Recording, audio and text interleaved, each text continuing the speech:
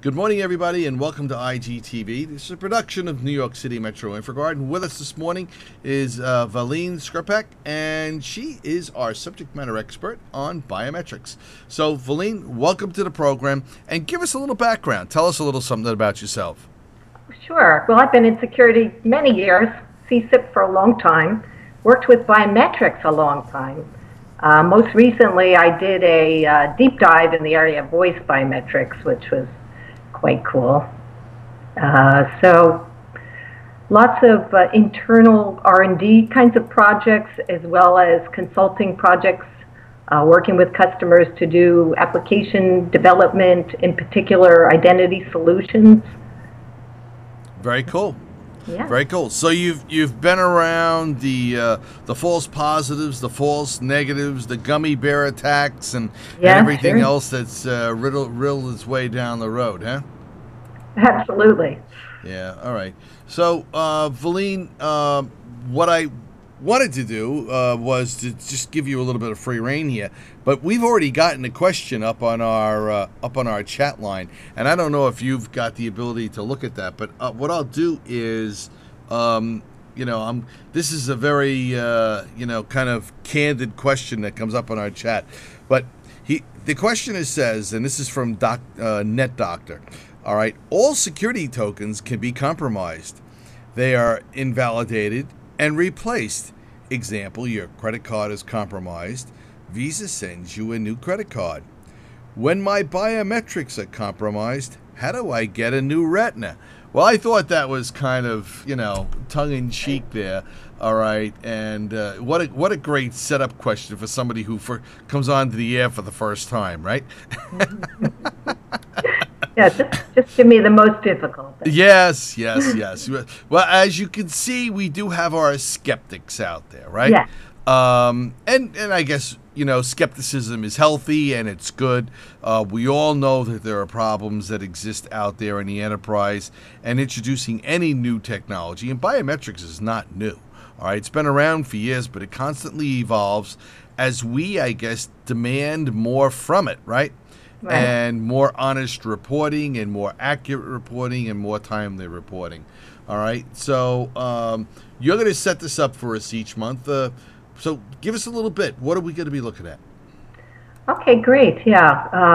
Well, that's a great question, and it sort of fits within the whole realm of putting together a successful biometric deployment. We need to be looking at what threats are out there and how are we addressing those. But of course, the whole area of authentication has been within a very changing landscape. The whole identity is changing constantly. I think we all know someone who's been subject to identity fraud, if not ourselves, right? So, Javelin reports 11.1 million identity fraud instances in the U.S. And the Verizon report is really attributing that to poor credentials in their 2010 report. So that's why we see a lot of things going on in the landscape in general, which biometrics is a relevant part of. Yeah, no. So we'll see, for example, insert your card, right? This is all these different application authentication scenarios out there. Type in your 5-digit numbers from your phone into your application, etc. Why is all that happening? I think we're just in a lot more complicated landscape right now. Lots of applications on our devices, in our enterprises, out in the cloud. Many devices, our smartphones, our laptops, our tablets, etc., channels, email, text, etc., locations. Let's face it, to be competitive, we need to be in a global environment, have partners, etc. And all this under an atmosphere where there's a lot more attacks, be they automated or targeted. So the password and ID has clearly reached its limits in many ways, in many use cases. So we see a lot of multi-factor kinds of things cropping up. Just to backtrack on biometrics, I think there's always a little kind of mixing, a little confusion as to how biometrics are used. There are definitely two different processes. One is identification, such as I found a fingerprint in the crime scene, I'm going to match it to this large database. That's more forensics. Very different social impact than a verification type of application where there's a claimed identity, and I'm just trying to verify, does that biometric, does that match with my one biometric on file associated with my identity? Some more basics here. It's not something I know, like a password, or something I have, like a token. It's something you are. A natural phenomenon. It makes certain physiological traits of our biology unique, or I think really more relevant to what we're doing in security, different from everybody else.